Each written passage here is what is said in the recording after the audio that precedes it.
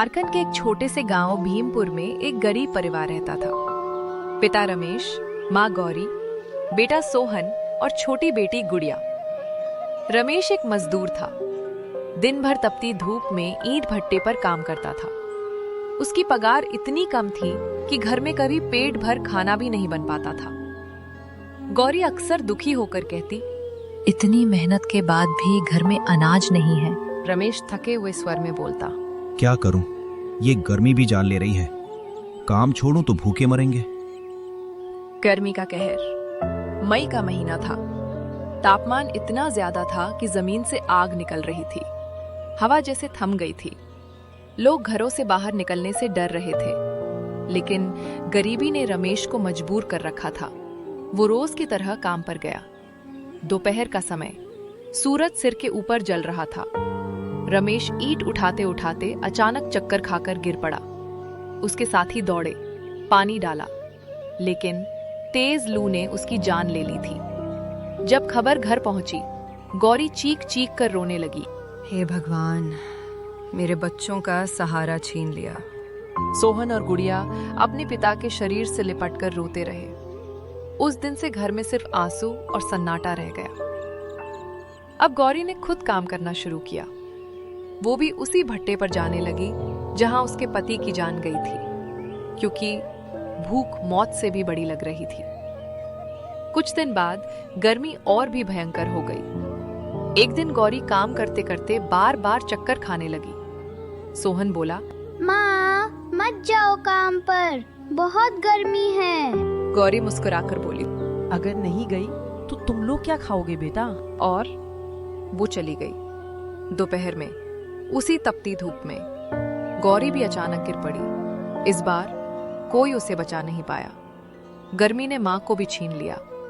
अब उस छोटे से घर में सिर्फ 2 मासूम बच्चे बचे, भाई सोहन और बहन गुड़िया।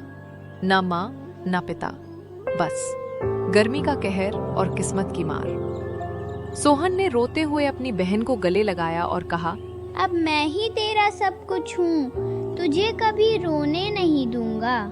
लेकिन उसकी आंखों में डर साफ दिख रहा था, क्योंकि वो खुद भी अभी बच्चा था। माँ बाप के जाने के बाद सोहन और गुड़िया की जिंदगी पूरी तरह बदल गई। घर में ना अनाज था, ना पैसे, ना कोई सहारा।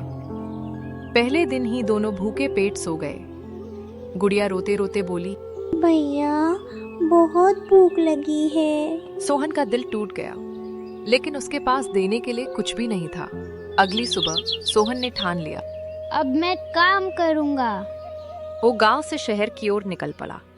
हर दुकान पर गया, मालिक, मुझे काम दे दो। लेकिन हर जगह से एक ही जवाब मिला, अरे तू तो बच्चा है, जा यहाँ से। दिन भर धूप में भटकते भटकते सोहन के पैर जल गए। प्यास से उसका गला सूख रहा था। वह एक पेड़ के नीचे बैठ गया। आंखों में आंसू थे। क्या करूं? बहन को कैसे खिलाऊं?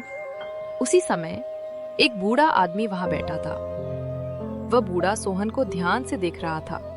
उसने पूछा, बेटा, क्यों रो रहा है? सोहन ने सब कुछ बता दिया। माँ बाप की मौत, गरीबी और भूखी बहन।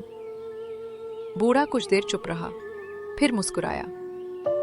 रोने से कुछ नहीं होगा बेटा, दिमाग लगाओ। बूढ़े ने पास की सड़क की तरफ इशारा किया, जहां लोग गर्मी से परेशान होकर जा रहे थे। उसने कहा, देख रहा है ये लोग सब प्यासे हैं। अगर तू इन्हें ठंडा पानी या नींबू पानी देगा तो पैसे भी मिलेंगे और दुआ भी। सोहन हैरान रह गया। लेकिन मेरे पास तो पैसे ही नहीं है। बूढ़ा बोला, मेरे पास थोड़ा सा है, तू मेहनत करेगा तो ये उधार समझ लेना। बूढ़े ने उसे कुछ पैसे दिए। सोहन ने बाजार से नींबू, चीनी, नमक, एक घड़ा और ग्लास खरीदा और सड़क किनारे बैठ गया। शुरू में कोई नहीं आया, लेकिन थोड़ी देर बाद एक आदमी आया। भाई, ठंडा पानी मिलेगा? सोहन ने जल्दी से नींबू पानी बनाया। आदमी ने पिया और बोला, वाह, बहुत बढ़िया। और उसे पैसे दिए। धीरे धीरे और लोग आने लगे। किसी ने कहा, इतनी गर्मी में ये तो भगवान का काम कर रहा है। शाम तक सोहन के पास कुछ पैसे इकट्ठा हो गए। वह दौड़ता हुआ घर पहुंचा। रास्ते में उसने रोटी, थोड़ा चावल और गुड़िया के लिए एक छोटी सी मिठाई खरीदी। गुड़िया ने जैसे ही खाना देखा, उसकी आंखों में चमक आ गई। भैया, आज खाना मिलेगा? सोहन मुस्कुराए। हाँ, अब रोज मिलेगा। दोनों भाई बहन कई दिनों बाद पेट भर खाना खाए। उस रात पहली बार सोहन को लगा कि शायद जिंदगी इतनी भी बेरहम नहीं है। उसने आसमान की तरफ देखकर कहा, माँ, पिताजी, मैं हारूंगा नहीं। दिन बीतते गए और हर दिन के साथ सोहन का छोटा सा नींबू पानी का ठेला थोड़ा थोड़ा आगे बढ़ने लगा। अब लोग उसे पहचानने लगे थे। अरे वही लड़का जो इतनी गर्मी में ठंडा नींबू पानी देता है। एक दिन आसमान में काले बादल छा गए, तेज आंधी और बारिश शुरू हो गई। सोहन का ठेला, जो उसकी मेहनत का सहारा था, वो तेज हवा में पलट गया। सारे नींबू, सारा सामान कीचड़ में बह गया। सोहन घुटनों के बल बैठ गया, आंखों से आंसू बहने लगे। भगवान, मैंने क्या गलती की? गुड़िया भी रोने लगी। भैया, अब हम क्या करेंगे?